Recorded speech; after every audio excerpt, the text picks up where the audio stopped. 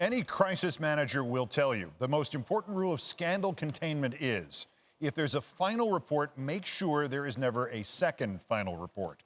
2 weeks after the independent investigation into sexual harassment and other misconduct within the organization, the Dallas Mavericks scandal has roared back to life. An individual not mentioned in the initial report, team photographer and Mavs publishing manager Danny Bollinger, a personal friend of Mark Cuban even before Cuban bought the franchise, was pulled off his job and sent home from the Mavs trip to China after the Dallas Morning News cited 4 women, all former Mavericks employees, who alleged Bollinger propositioned coworkers, made lewd comments, and showed one of them, to quote the paper, inappropriate photos while at work of Mavericks dancers and female fans sitting in the front row at games.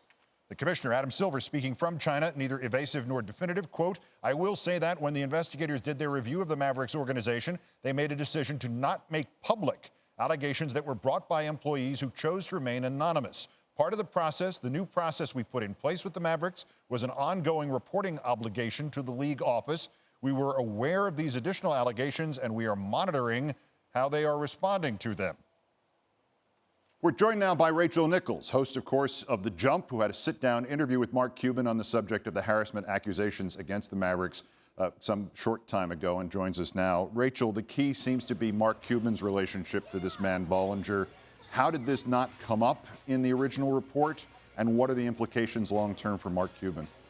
Well, according to the Dallas Morning News, 3 of the women they spoke to, and these women are referred to anonymously in the news report, so we don't know who they are, said that they did talk about this with investigators. 2 of the women the news quoted said that they talked to about him specifically. One said that the investigator actually brought his name up to her. So this was at least mentioned in the investigation. It did not make its way into the final report, however. It is curious, though. The timing is unfortunate for everybody involved here. You would have wanted them to handle this a little bit earlier in the initial findings. Obviously, we don't know how this turns out for Cuban or for anybody else involved, but it would seem to me that the one conclusion you can draw now, Mark Cuban knew this man before he bought the Mavericks.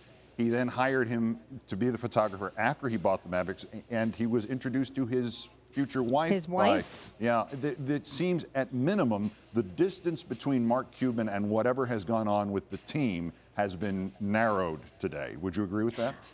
I mean, I would say that it was narrowed to begin with, Keith, because there were certain incidents, pretty egregious incidents that were, highlighted in the report that Mark had direct knowledge of and email exchanges over. So, I would say that distance was pretty narrow to begin with. When Mark was on our show, we talked about that at some length because there was plenty going on there that even the women interviewed in the investigation said that Mark didn't know, that they hadn't directly told him. But there were several incidents that he was directly told about, and that there's an email trail and things like that. So this is one more of someone who, as you note, is very closely tied to him personally. All right, last question. Do you have a better idea, estimation, analysis that suggests how this turns out specifically for Mark Cuban?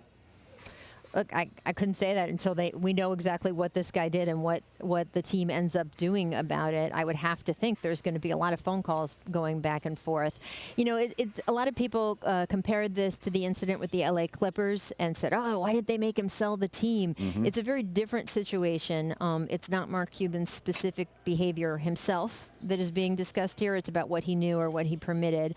So that's one difference between him and what went on with Donald Sterling. And you also have to remember that Donald Sterling was made to sell the team, but they did get help from Shelley Sterling, Donald's wife, in that process. So I think this is going to be a matter of him working with the league and the league working with him and deciding if there's more discipline warranted. We'll have to see.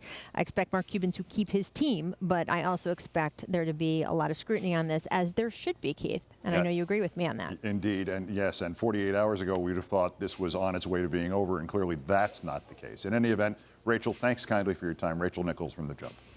Thank you. Following the launch of the original 7-month independent investigation, the Mavericks hired Cynthia Marshall as chief executive officer, and under Ms. Marshall's direction, the Mavs have instituted mandatory respect in the workplace training for all employees and ownership, and created a confidential hotline for employees to share concerns, issues, or allegations of misconduct.